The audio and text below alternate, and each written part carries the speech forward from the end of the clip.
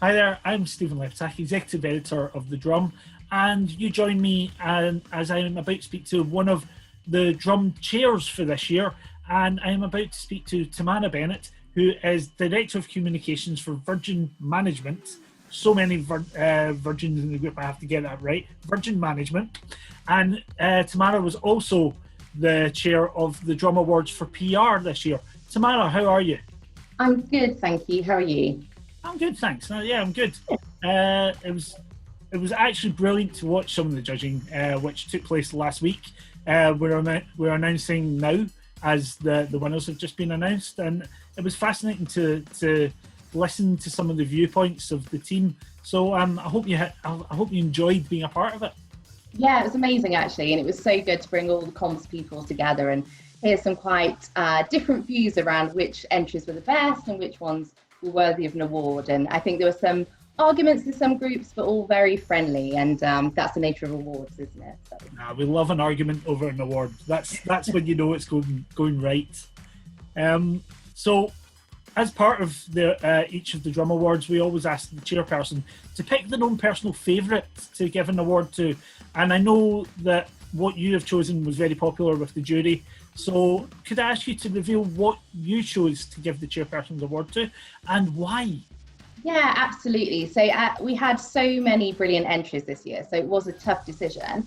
But I would say that when I was reviewing all of the different entries, there was one that really stood out all the way through for me.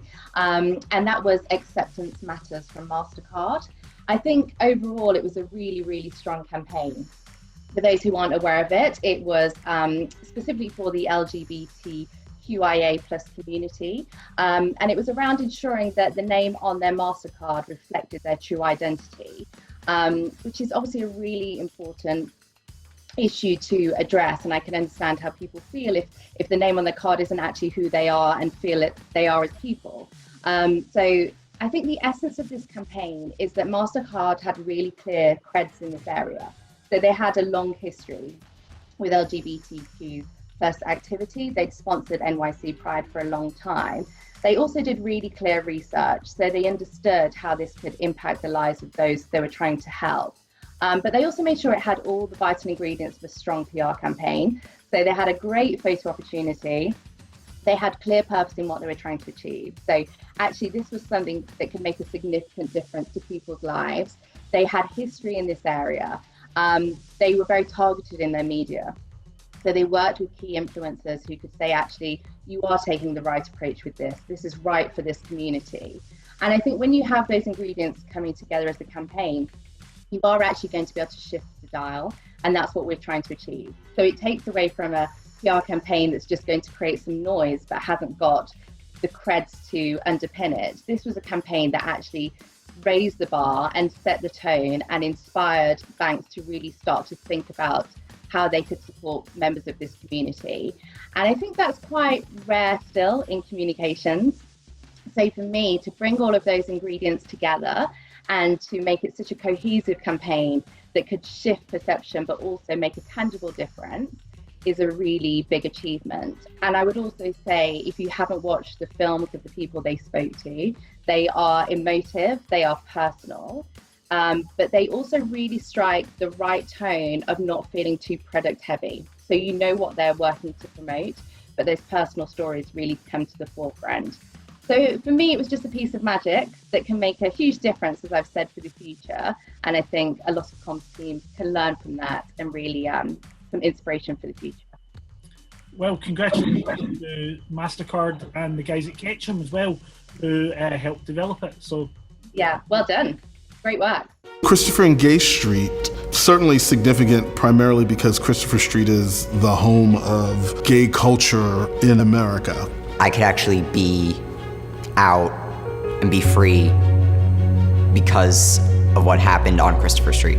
We've come so far, but we still have so much further to go. There's so many layers of gay liberation that the term gay doesn't quite cover it all.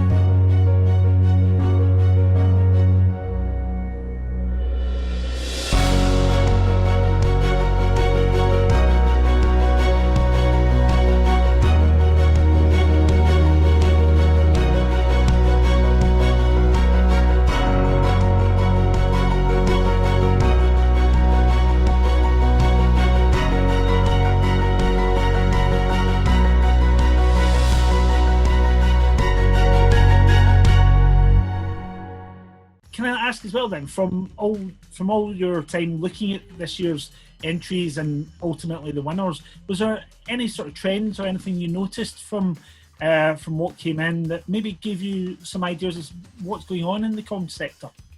Yeah, I mean, I think there hasn't been a significant change yet from this year's entries. I think we'll see a big change post-pandemic, and certainly in the in-house team of the year entries, we really saw the in-house teams look at how they could support employees during the pandemic and really raise the bar on their internal comms.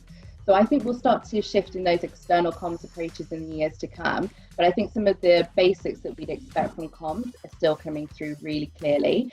So that creative approach, how can we be more creative, but how do we ensure we have a purpose to what we do? And as I said about Mastercard, they had a clear purpose and they were looking to make a change. And I think we saw really creative approaches to ensure that not only are you getting column inches, but it's clear why you're doing what you're doing. Measurement, really key again. So any entries that weren't so hot on measurement just didn't make the cuts really. And I think measurement still has to be the bottom line of comms. It's in what are we trying to achieve, and we need to demonstrate really clear outcomes. I think there's a real focus on what do we want to be known for. So instead of being known for many different things, it's actually what's the one thing people want to take away from this campaign. Again, those kind of basics of PR really coming to the forefront. And I think as we emerge from the pandemic, that will become more and more crucial. And I did see also a lot around the interplay between real life and digital life. And again, I think that's going to become even more important due to the pandemic. So how do we shift from the real world to online and ensure we're still engaging with communities? How do we engage with our journalists? How do we engage with our thought leaders? And how can we be more creative in our digital approaches? I think another thing that is starting to come to the forefront is hyper local. So how do we really engage with those local communities more? And I think, I keep saying it, we know we're in a pandemic, and that's going to become even more important in the years to come. So the trends were throughout, and creativity for me was number one in a lot of them. If there's something we've certainly learned this year, and it was already going this way, it's that online communications is now a lifeline to many or most of the world. So Hugely. We're certainly going to see a maturity there coming. I'm certain you're correct. Absolutely. Well, Tamara, thank you again for being a brilliant chair for the Drum Awards for PR this year. You. And good luck, and good luck to you, the audience, and thank you for tuning in, and congratulations to this year's winners. Yes, congratulations. Thanks so much.